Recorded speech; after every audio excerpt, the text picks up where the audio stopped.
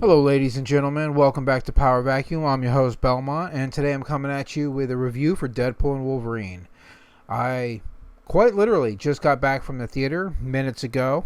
I wanted to do this review while it was fresh in my mind, and I will be doing a little bit of a breakdown and some discussion about what I liked about the movie and what may have happened. So, spoiler warning for all of those out there. This is your spoiler warning. But we'll start with the basics. Is it a good movie? Yes, it is absolutely a good movie. I would put it on par with Deadpool 1, which makes it much better than Deadpool 2. But then again, I'm one of those people that was like, yeah, I didn't really find the appeal of Deadpool 2. I didn't think it was, the cultural force that Deadpool 1 was. This movie is absolutely the cultural force that Deadpool 1 is. It has that kind of like weighty impact.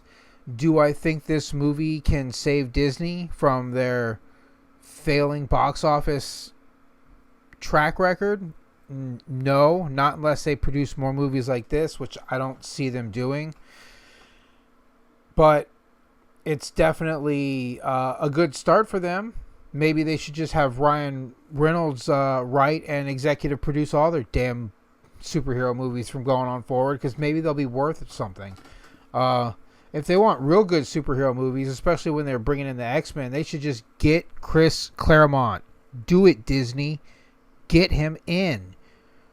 Just do it. You want good, amazing X-Men stories?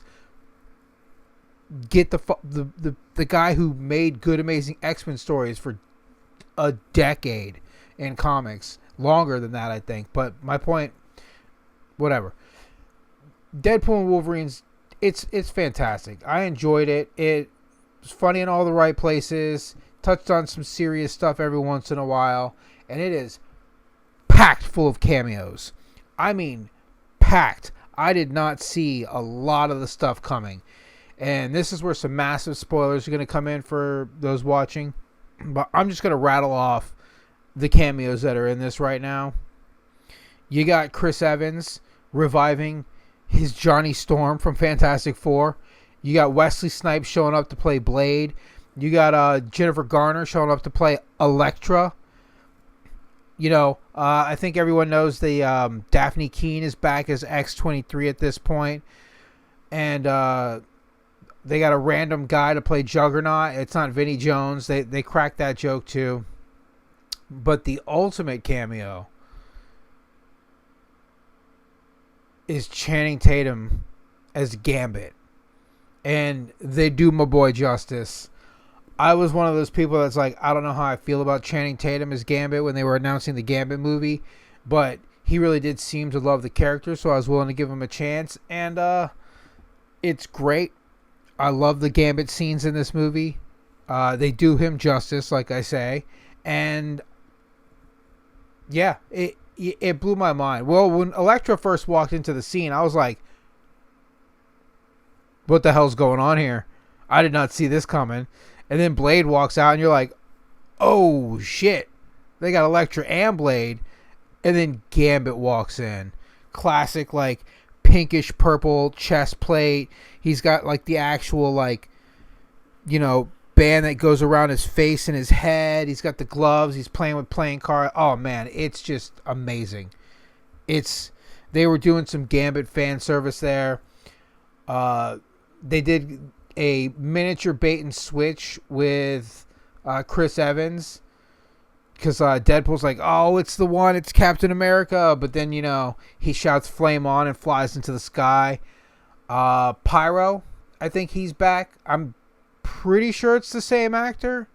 It's just hard to tell because he's like a lot older than he was when he was doing X-Men, and he looks a little different as far as like age is concerned. He just looks different than he did when he was a young man. And I'm trying to think if there's any other cameos that are real big. A brief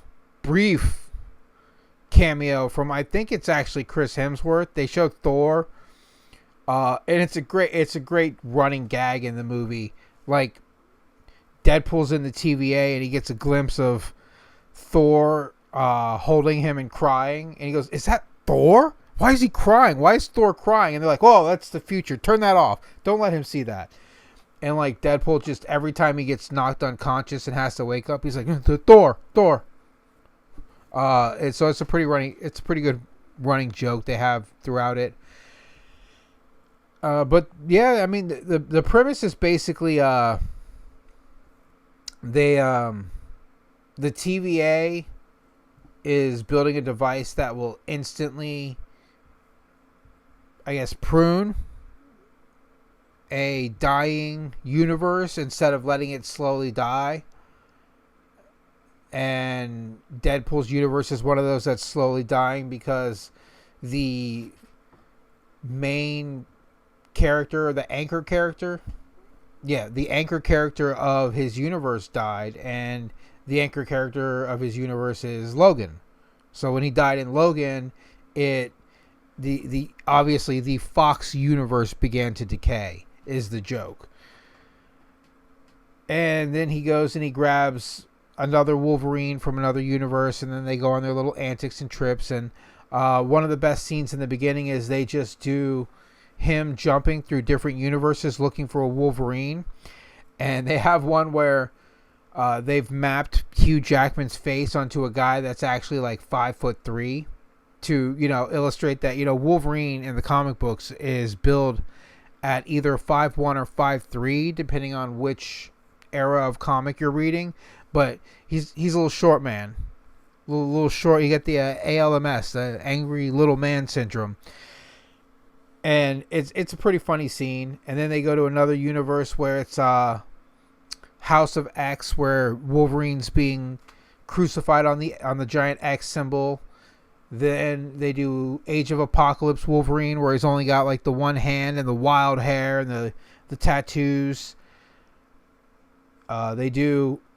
Oh, I forgot about. I just remembered this cameo, and it's so wonderful. It's the Cavalrine. Henry Cavill actually shows up in this for a brief moment as like classic white tank top, greased up, fucking Harley smoking a cigar Wolverine, and he looked great. I mean, he looked great as the character. You could tell he had like the fake facial hair on, but he's still jacked as hell, which I didn't even know, but because and what is it, the Ministry of Ungentlemanly Warfare or whatever that movie was, he doesn't look as like jacked as he was in Superman, but no, he still is. He's still like a freaking monster of a man, and it was great. When he turned around, I was like, that's Henry Cavill. And then Deadpool's like, oh, it's the Cavalrine. He's the one who coined the term. I didn't make that up. Sorry, internet. But yeah, that sequence is wonderful. He's like going through, grabbing all these Wolverines. He ultimately ends up on a Wolverine that was out getting drunk when all the X-Men were killed. But like, the story is they were killed by just humans. Like humans were out mutant hunting or something, and they came to the X Manor, and I'm like, yeah, sure, whatever. I guess for the reasons of plot, because if they showed up to the X Manor, that place is not a safe place. The house itself is like a weapon. The X Mansion is basically a character in and of itself.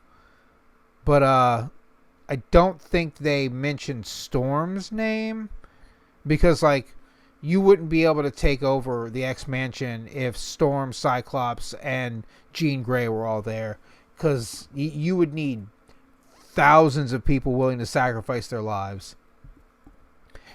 But basically, they're trying to save Deadpool's universe. He tricks the Wolverine by making a educated wish, is what he calls it, that the TVA will be able to save Wolverine's universe too, or fix the mistake of the X-Men dying or something. And they get pruned by those little sticks that teleport you to the whatever place, the void, I think they call it, although it just kind of looks like Utah, in my opinion, if you've ever been to Utah.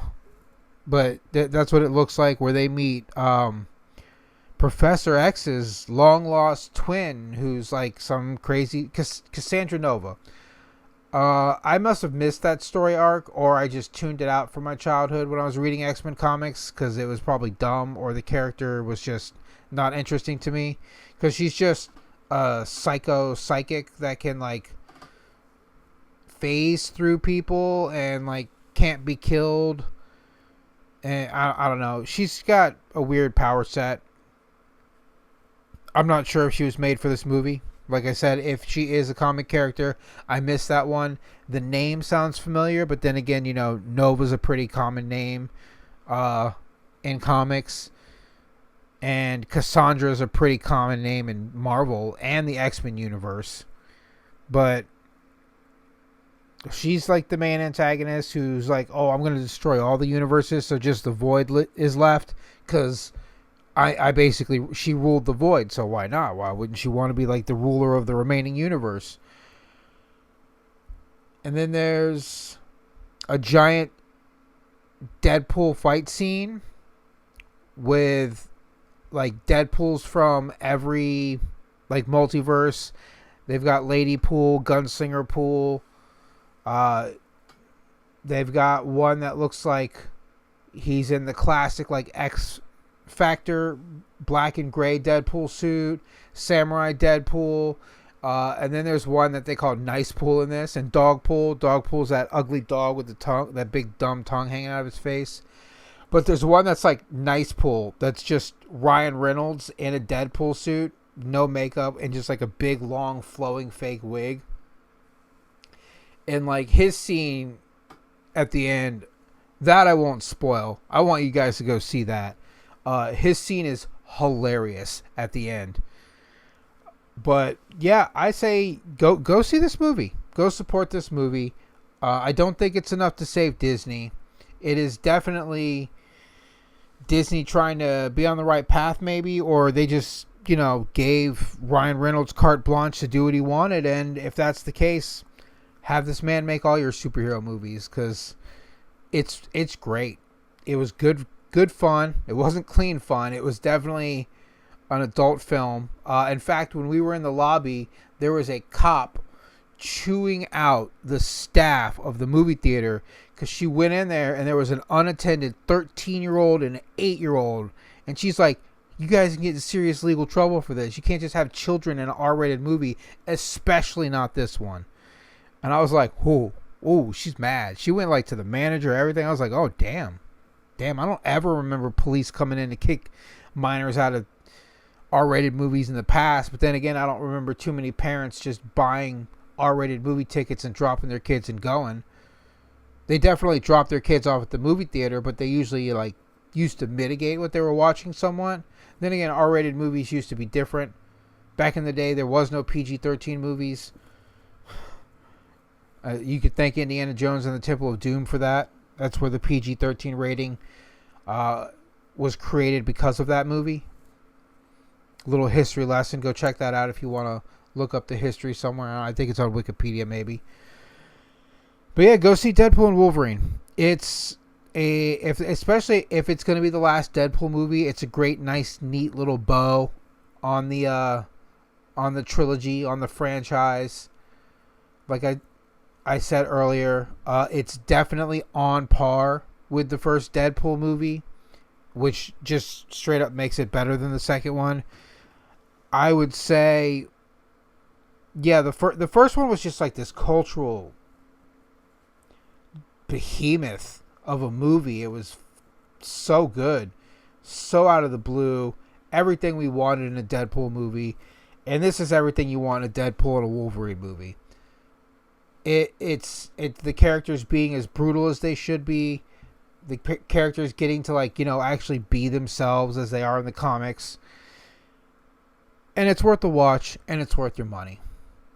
And I'm going to keep this one a little short and sweet, so that's it. That's where I'm going to end it. That's where I'm going to end this video. Y'all have a good night. Belmont out. Oh yeah, I almost forgot to rate this. I give this a 13.8 out of a 15.3. Figure that one out.